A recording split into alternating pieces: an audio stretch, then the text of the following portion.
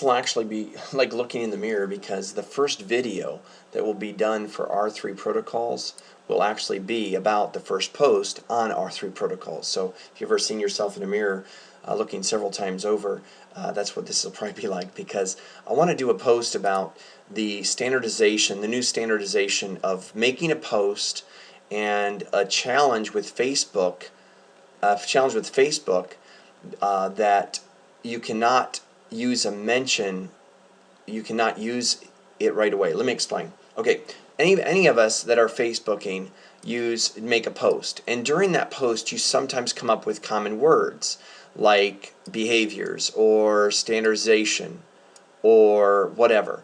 And when you're doing this, you'll learn over time that you will not be able to, let's say when you're using the @ sign, like let's say Tree Breeze, you can reference it. But if you haven't used one in a while, like a new one, let's say behaviors, now you notice here I have behaviors, but here it's not coming up. That's because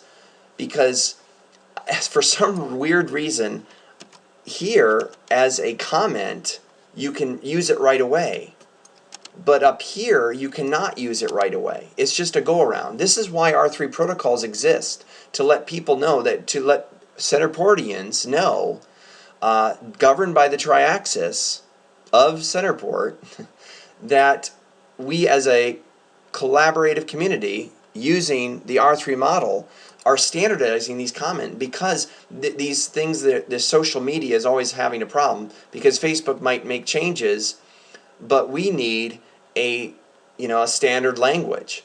So anyway, this is kind of just the protocol. Anytime you make a post, look up, take another and look up words, and then after you're done with the post, say something like, the following terms of our standardized language as Centreportians were recently added as this Facebook page. Vocabulary likes list. Standardization, behaviors, employment, and vocabulary. This simply means that when you write a post, there will always be common terms that you've added.